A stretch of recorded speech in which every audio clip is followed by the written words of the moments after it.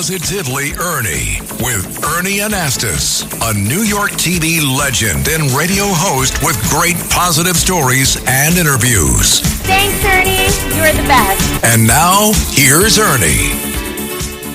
Hey, everybody. Welcome to the show. Nice to have you back. We're going to ask that camera to come in just a little bit. I like the intimacy so we can see each other a little better. Is that good?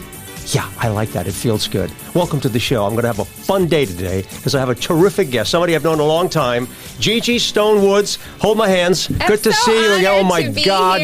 You know what? We're such good friends. I know. It's done so many things together. People should know about you. Nicest man in the business. Well, yeah, you're the nicest person in the business, too. Gigi is a terrific person. Got a lot of background. National television host. I mean, you name the network. Bloomberg, MSNBC. No, really. Good Morning America. Yeah. Some of them. Fox News Channel. Never done that one. Fox News Channel. Okay, so you still have a few to go. I don't blame you.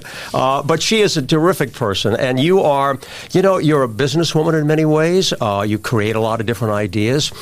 You also are a futurist. You look towards what's going to happen tomorrow. We've done a couple of interviews before. But we're going to talk about that in a minute. I want to ask you. Sometimes I ask people, like my question of the day. Uh-oh. So here it is. It's an easy one. Okay, you fill in the blank. What the world needs now is what? That one right now seems a little obvious. A loaded question. Peace, empathy, understanding of each other, understanding of complexity. Yeah. Everyone is so binary. I hate to be so serious, but everyone is so just stuck in their ways, and we've grown to look at the world as these two opposing conflicting ideas, and it's just so much more complicated than that. We really have to try to understand each other. Gigi, you know what? We've been in the news business a long time, covered a lot of stories, and we've seen a lot of changes. But I mean, right now, this program is about positivity, okay? But I like to look at a problem and say, okay, now let's figure out how we can make it better. How can we improve it? And you're absolutely right. I mean, there's so much divisiveness. I find there's so much anger. A lot of angry people, and that hate thing is really a terrible thing to see, and it evolves everywhere. Every time you turn around. Shockingly prevalent in a way that I think surprised all of us. So how are we going to fix this? What are we going to do? So one concern, the solution I'm not sure of, but I really think that it seems obvious that social media is amplifying this. Everyone is in their own echo chamber. The algorithms are feeding them the exact same thing that they think, and it's also making the most hate-filled speech rise to the top so that more people see it. It goes viral, and it winds up creating this anger that is really hard. So when there's a little responsibility on the part of those companies, maybe legislation. I think you're right, because when you and I first got into this news business, I mean, we knew that we had to be careful with our sources. We had to make sure that we were responsible, fair, accuracy, the truth. And then all of a sudden, we have social media, we have, the internet, we have all kinds of voices coming out there that don't have to identify themselves. And you can say whatever you want. That's dangerous. And I agree with you. We should have found a way to legislate this thing, to control it somehow, to rule out some of the things that you can't do. I don't think it's too late. I think that I hope not. I think that there are possibilities in the works. And some of the people who invented some things that are particularly insidious, if you want to call it that, but the guy who invented the endless scroll on social media now really regrets it and has come out and said he really thinks that needs to change. So people are speaking up, and Congress is starting to listen. So perhaps. I hope so. We don't want to take away freedom of speech. No, not at all. Presented. No, I know how you feel the same way. I mean, I don't believe in censorship. I want to make sure that we have the stories out there, but we also have to have this balance that we talk about often. Come on, we've got all the negative stuff going on, folks, but let's talk about some of the positive things. Like today, we're talking about the future. Right, so that's actually a good point, because there's so many things right now that seem so scary about the future with technology just moving at this breakneck pace. Right. And we've got AI creating poems and stories and pictures from scratch, entire books, movies. It's frightening to people. Right. But we're going to look at the positive, because there's so many fun, interesting things that are really going to improve our lives in the future and make it better. So I talked to some futurists to find out what they think actually might happen. All right, so let's break it down a little bit. Let's start with, just on a personal level, personal assistants, people like that helping us out. Maybe not people. You mentioned AI, and that's a powerhouse. this. So let's talk about, on a personal level, how we're going to be affected by the future in terms of technology and the changes that we can expect. Go ahead. The robots that we constantly see or imagine, the humanoid robots, are probably going to be less of a thing for us in the future. But what really could actually help our lives is robots that do things like mow your lawn, robots that clean your house, robots that can protect your home from burglars in the form of high advanced security systems. So there are some really helpful things that could And we have some of that now, but it's going to advance even more. It's going to become even easier to use, perhaps, and hopefully a little cheaper, too. Easier, cheaper, and just so much more prevalent. Yeah. Hey, when people think about the future, they say, hey, are we going to have like these flying cars? We hear about that. Do I have to tell you about traffic? Everywhere. I don't care what city you're living in, whether it's New York, Chicago, San Francisco. The traffic is horrendous. So people are trying to figure out, what are we going to do about solving that problem?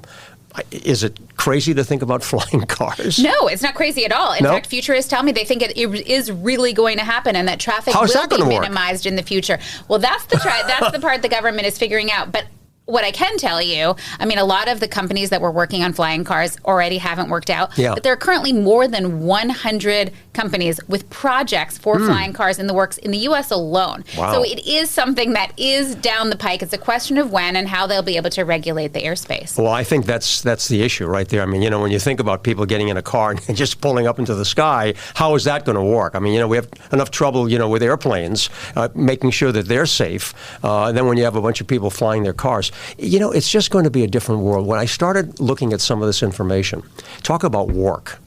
I mean, the 9 to 5 thing right now is pretty much out there, gone. People are saying, I want to work from home. I want, a virtual kind of lifestyle. And I read something, and I want you to elaborate on this, that small towns are going to start to really feel the benefit. That a lot of corporations who are in big cities are going to say, you know what, we don't need to have everybody coming into the city. Let's build an office, in the suburbia area, and then they can walk to work. They can drive there in 15 minutes. You think that's going to happen? So that actually is the future, is these sort of what they're calling 15-minute cities, for better or for worse. Yeah. So companies will create sort of towns around their corporate headquarters, and you'd be able to go to a store. It will have everything that you possibly need. The post office, the stores, the exercise. Yeah. Everything that you would ever need would be walking distance, so then you wouldn't need cars to get there. You could go by bicycle or walking. When you think about people going to work every day, right? I mean, the stress of driving in maybe 2 hours, the cost of the tolls, the gas, the environment, all of it, it just makes sense that they would say, you know what? People prefer to have a lifestyle as well as just having a job. I think that's going to make a big difference. And they already are. The workers are speaking up. So many companies said, you have to be back in the office. And the workers are like, sorry, find someone else. They have taken back a little bit of the power and they're not doing it. But there are a lot of interesting things that they're working on that will help the environment. Okay. One huge problem is pollution, obviously, and plastic waste. Yeah. And so they've developed, instead of water bottles, it'll be almost like these water balloons that are covered with a membrane that is made of seaweed extract. Wow. So you could just pop it in your mouth and then be hydrated that way. Right. And it would decompose if you don't use it. And the U.S. Department of Agriculture is working on edible food wrappers made of a protein that's found in milk. Researchers in Finland have already figured out a way to turn sand into these giant batteries that can heat nearby homes. Oh, so we're going to need that. This fast race to come up with renewable energy sources to save the environment, and that is a positive thing. When you talk about the environment, it's connected to health and, and food. So you start thinking about, first of all, a lot of hospitals are saying, it's too expensive for people to come here, to stay for a week, for example, and someone takes their, their vitals and then gives them a little medicine. They can do that from home. And so they're looking to say, let's all the self stuff that you put on your little wristband and it takes all your vitals and so forth. I think people are going to become more, from what I've read, more dependent on that sort of thing on their own rather than maybe even going to the doctor. virtual medicine, telemedicine. I think that's going to become extremely popular, even though it's out there now. 100%, and it's going to be only more so. They're actually going to create sort of a digital, almost hologram of your health system and input all of the information, and that will be able to predict how things are going to go in the future. Besides, everyone just is going to be living so much longer. And it's not just about the ability to find cure for all of these diseases, but it's actually also going to be that they'll be able to do genetic sequencing to take away genetic defects. Like, for example, if you have a predisposition to diabetes. So it'll be about preventing the catching of the diseases in the first place. I get excited about that. I know you do too. I mean, when you think about it, you talked about longevity. I mean, that's what people look for. You know, how can I live longer and live better, live healthier? And I think when we start thinking about the progress there, it gets us very excited. I start also thinking about virtual farming. Now, there's a company out in Chicago, I think it's Green Spirit, and they're doing that. They're growing spinach and so forth. Instead of having the traditional farms on the land, they're putting it in buildings. What do you think of that? And that, I mean, we only have so much land and resources, so it's like the obvious next step. They're doing these vertical farms, and they have the ability to create organic, hopefully not too genetically modified food, so that can actually really feed a lot of people. I mean, world hunger is such an enormous problem. But there's also 3D printing food. At Columbia, the researchers have actually come up with what they call a perfect cheesecake, and they used a 3D printer. It has 7 different ingredients making up the ink, and they say it's cooked to perfection with a laser. And while that's just a fun example of what you can do with a 3D printer, you can specifically tailor meals to people who have a very specific dietary restriction. And just that will be tremendous for health. Gigi, there are a lot of people listening to us right now and watching us and probably saying, you know, this all sounds great, but, you know, what's going to happen down the road? Will we discover that some of these things that we're doing to our body or whatever we're using that's new and different, will it be harmful to us? What's going to be the social impact? You know, how is it going to affect our relationships? And the big one that comes up, and you're a mom as well, what about our kids? What kind of a world? Wait, I thought this was a positive news. It's supposed to be positive, but we have to deal with that. You and I are used to this, right? We're used to the plus and the negative as news reporters. So let's kind of look at that for a minute. What is that really going to mean to families and to our homes and to our relationships? Well, I do think that there is almost a bit of a backlash. So there's this virtual world, but people really do crave that human connection. So what is sort of predicted is that we'll have 2 realities. That you will live in a virtual world, you'll have friends in your virtual world, you'll have relationships, you'll buy a house in your metaverse or whatever, and you will also have your personal life as an entirely separate thing. But I mean, there's so many wild things. I know. Like, so we have the ability to talk to someone far away, look at them, but you can't touch them from far away.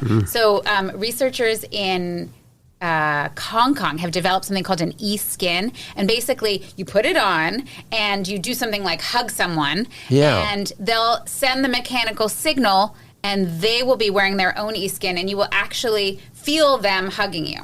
I fear that it'd be used for other things. Probably. I'm sure of that. I'm sure they're thinking, right. My goodness. You know, I did an interview several years back, talked to one of the really bright social scientists, and we were talking about, you know, what's plaguing us? You know, what's really bothering us as human beings? And she had an interesting answer. She said, I'm going to make this really simple. I said, go ahead. She said, you know what? We have too many choices. We have so many choices that it makes people feel uncomfortable with making the right choice. I mean, do I have to tell you? You walk in, you want to buy toothpaste, and one with whitening, one 2%, 5%, 20%, colors and boxes and shapes and stand-up. And it's like all a creation of, I know. of marketing. So what's going to happen when we have all of these other choices that we're talking about in the future? Is it going to make it going away? I think that is the world that we live in. We will continue to have more choices, and frankly, it's a luxury. I mean, that we have the world, and our lives really have gotten so much easier and so much better over the years in so many ways that we don't always appreciate. I agree with you. You know, one of the things I like to talk about too, and it's sort of what we're on right now, and that is our lifestyle and where we live. So I'll ask you the question. What do you think is really special or good and great about living in the United States, living in America? I mean, you've had so much experience with your career and your family on a personal level. What makes our country really a good place to live? It almost goes back to our first conversation. So we've got all of this hate, and everyone is so binary and digging in their heels in anger at each other. But it's also really, there's a beauty to it, right? Because we're allowed to. Right. We're allowed to speak our mind, and we're allowed, as long as it's not hurting anyone or inciting violence. But the ability to have freedom from our government telling us what to do in terms of religion, in terms of speech, that is something that people do not always have around the world. Yeah. And we should not take it for granted. I mean, I am first-generation American on all sides. I was taught every day how thankful I should be to be an American, and I really try to instill that in my own children. Yeah, it's a great country. It is. Listen, we have our problems. Everybody has their issues. Indeed. But overall, I mean, you think about the opportunity that we all have. I mean, to go to college, to go to school, to learn a career, to develop yourself, to create whatever you want as your world. And I think that's a great thing. And a lot of responsibility to make sure that we maximize our world and I think are kind to others in that world. Kindness is a very important thing. A couple of other things I want to ask you. Who influenced you the most growing up? Who had a real impact on your decision to do what you're doing and to be who you are? I think people like to hear stories from anybody, but particularly yourself, because you're a successful woman and so nice. You've done so many great things. So who influenced you the most? I'm going to start crying because she's no longer with us, but my mother was a single working mother with no family in this country. She moved here a year before I was born. And I laughed because she got here and she was like, "What is the fanciest school?" She figured it out. She figured out everything that she had to do because she wanted me to have everything that she never had growing up. And she was a force. Mom. I never saw her get upset. She must have been so frightened and alone. Yeah. So it was just always the two of us, and she did an amazing job. Isn't it? And do you find, many times I do this. I'll say, "Gee, I've turned into my dad." I start either saying something or I look like him, or I'll look at my hands sometimes. That was my dad's hand. I used to watch him driving the car. The hands. Do you find that though, that many times that you might stop and say, "Gee, I'm like my mom." I really tried to just take the good stuff. But I remember that she never let me get away with anything. When my children say, I don't feel well for school, I'm like, you know what? I was never allowed to not feel well for school, so you're not going to either. It's just about having high expectations, I think, with a gentle touch. If you could pass along some information to a newborn, I like to ask this. Something that they could hold on to, and maybe later on in life, they look at it, and it came from you. Some good advice to a little newborn baby, someone coming into this world and trying to look ahead a little bit. But some things are pretty basic and fundamental in life. What would you share with a little newborn? Oh, there's so many things. Yeah. One thing that I have been grateful for that I did get from my mother is no matter how bad things get, the ability to take a step back and laugh. And that's something that maybe is unique to us. Not everyone has that, but I mean, in the most dire situations, my mom could find a joke. And I do think that it really can create a much better life. But also, like I said, to have high expectations, don't sell yourself short. That there is, when anyone closes a door, just find a way around it. Yeah. There's nothing worse than, I wanted to be a journalist and I wanted to be on television and I wanted to do all of these things. Yeah. And people said, "Oh, you probably shouldn't go ahead with that. That's a really hard profession. It's so competitive." And gosh, I would never say that to anyone. I would tell them, that they better be prepared to work hard, and it's not necessarily the best person who gets the job, it's the person who wants it the most, which I definitely found. Sure. That, just try me. Tell me what to do and I'll do it. And you have to have that confidence. And that comes from, like you talked about your mom, the experiences you have with your family and with friends and other relationships that help you to build up your own sense of who you are. I think that, as a parent as well, I think that's one of the most important things you can do with your child, to make sure that they understand that they are loved, and appreciated, and they have special gifts that they should develop. And if you give them that, I think no matter what happens, if they feel good about themselves, that's armor. That protects them against anything that'll come their way. And you know things are going to come their way.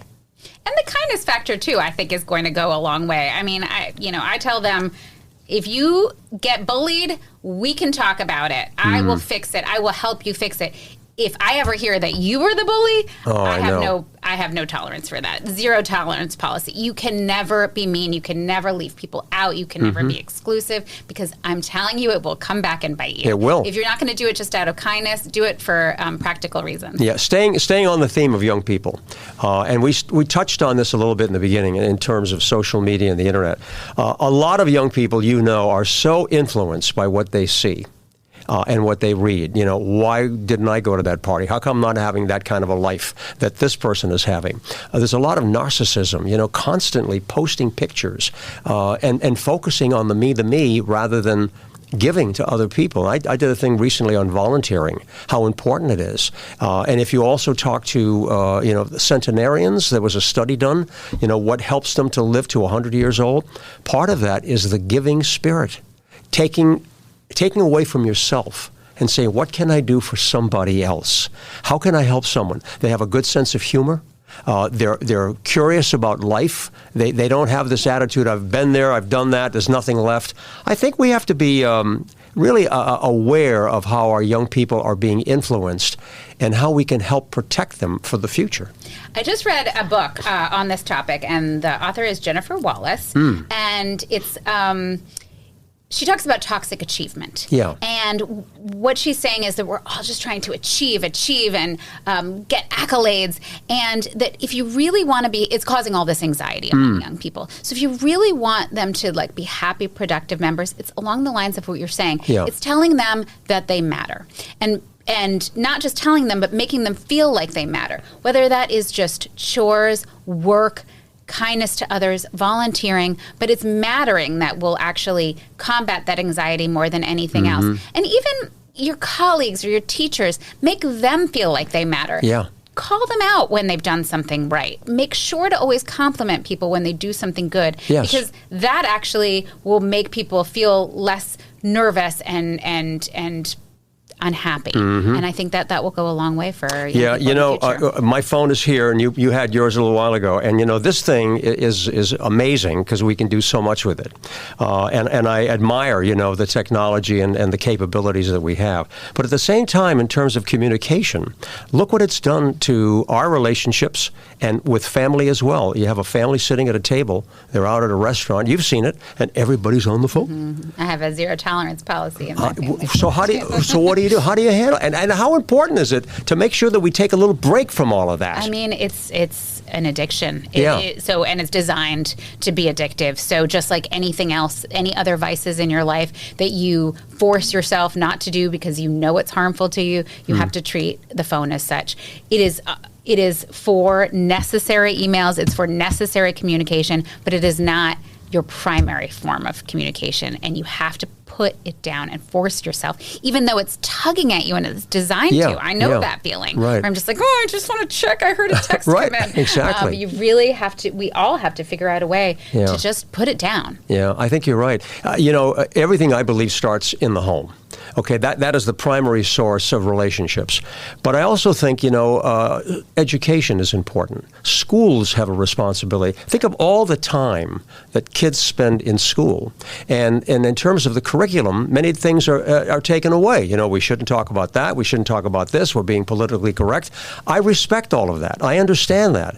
But I feel from an educational standpoint, our schools can be doing a lot more to open the doors and not to worry about having good, healthy discussions, teaching our children about integrity, doing the right thing. Integrity on the phone and online as well as in person. Absolutely. So I think education is very important, and I think that I would love to start a campaign to be able to just, have our schools open up a little bit more and just let these kids talk and open up and talk about whatever it happens to be in a healthy way and not be so sensitive to everything. I mean, we're living in a real world, and I think that we have to accept that, don't you?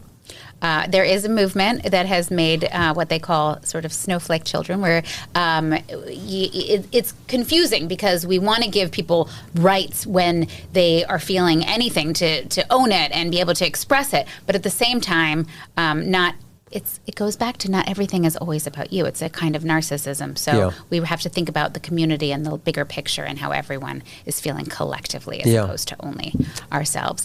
But I will say, you talked about the phone and schools, and the ones that have been removing the phones and saying that it is not okay. It's a lot easier to do it for middle school than it is for high school because they do have Google Calendar and things that they have to organize. But middle schools that have removed the ability to use phones, and you can do that. You are educators and you are in charge. Have reported that the children are so much happier. Anxiety has gone down, and it is a movement that is the Luddites, they call it. And that also dovetails into mental health. And we know that we have an issue in our country and around the world with good mental health. We have to have programs. We have to be able to discuss it. We have to make sure that especially our young people have a place to go. A lot of schools now talking about that are saying to young people, you can take a mental health day. I think they're giving them maybe 5 or 6 days out of the year, a mental health day to be able to recharge, maybe talk to your parents or talk to a counselor or to a friend. And I think that mental health in our country is a major issue that has to be dealt with. We don't have to bring up all the horrible stories that relate to a person who's not well and the violence that we witness. So mental health is a very important issue, and I'm sure you agree with me that we need to do more. More. In terms of young people, I mean, the algorithms in social media are designed that it feeds you everything that you might, if it thinks you have the slightest mental health concern, it will feed you a million ideas on how to be worse, basically. There's a organization, it's called Half the Story, and it's this beautiful young woman. And she had this vibrant high school life, and she had everything going for her. She was driven. She tried to kill herself, and she says it was 100% the algorithms that were sent to her on her phone. And so she has this campaign. She's spoken to Congress, and she's working on helping young people have a healthy relationship with digital media. I like that. It's really gone a long way to hurt mental illness in young people. Good to hear that. Or mental health. Mental health, yes. I wanted to bring up one other thing, too, because you're involved in something called Opportunity Network, and an interesting program talking about helping others.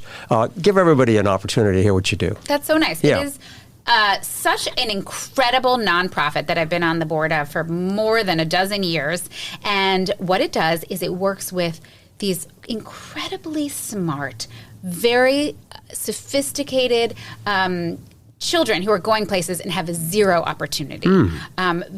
Very low income levels in their families. Many of them are recently immigrated to this country. And it holds their hand every step of the way. It helps them get into college, get internships, get jobs, write thank you notes, interact with people in a professional setting, make sure they graduate from college and goes on to thriving careers. That's great, Gigi. Such a high-touch organization, and these kids will blow you away. I'll bet.